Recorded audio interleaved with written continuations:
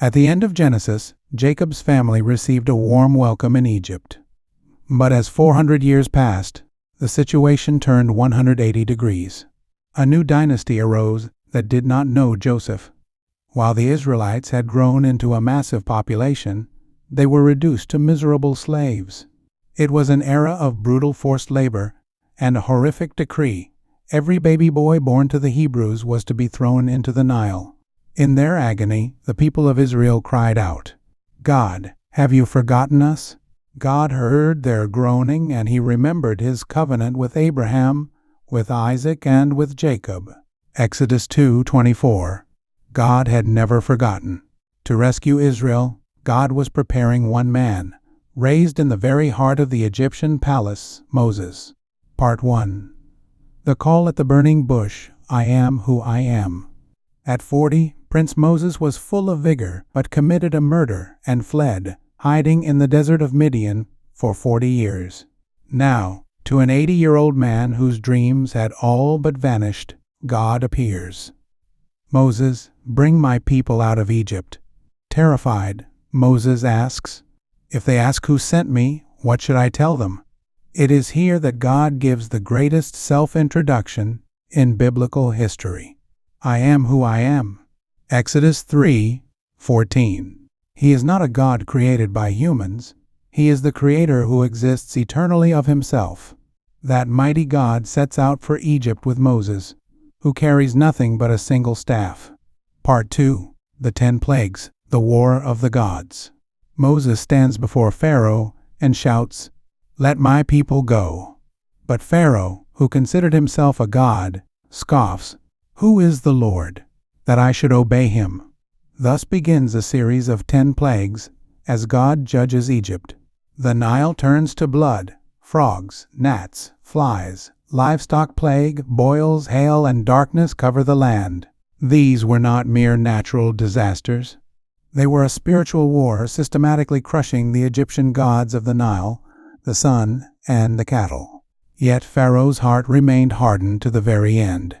Finally, God plays his final card. The night arrives when every firstborn in Egypt is destined to die. Part 3. Passover, the blood of the Lamb. On that night, as the angel of death swept through Egypt, there was only one way for the Israelites to survive. It wasn't about how good they were, it was about whether the blood of the Lamb was present. God promised that where he saw the blood on the doorposts, he would pass over that house. This is the origin of Israel's greatest feast, Passover. When I see the blood, I will pass over you. No destructive plague will touch you when I strike Egypt. Exodus 12:13. This event is the most significant shadow of the gospel in the Old Testament. The spotless lamb that allowed them to escape death symbolizes Jesus Christ, who shed his blood for the sins of humanity. For those who trust in that blood, judgment passes over. Faced with the death of his own firstborn, Pharaoh finally surrendered. After 430 years, the Israelites finally left Egypt, ending their life of slavery. Part 4. The miracle of the Red Sea stand firm. The joy of escape was short-lived. Pharaoh changed his mind and pursued them with his elite chariot force. Trapped between the deep Red Sea and the approaching Egyptian army, the people panicked. They blamed Moses. "Did you bring us here to die?" In that desperate moment, Moses declares with faith, "Do not be afraid. Stand firm, and you will see the deliverance the Lord will bring you today." Exodus 14:13. God caused a strong east wind to blow all night, turning the sea into dry land with walls of water on each side. 2 million Israelites crossed the sea on foot. The pursuing Egyptian army was swallowed up as the waters collapsed back into place.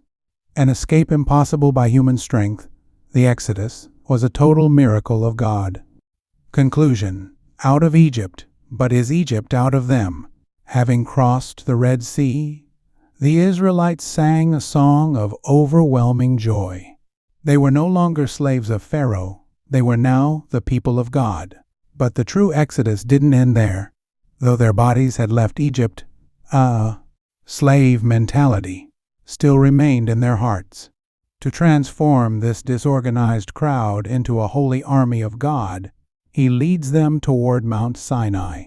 There, God will give them the 10 Commandments and instruct them to build the tabernacle, His dwelling place.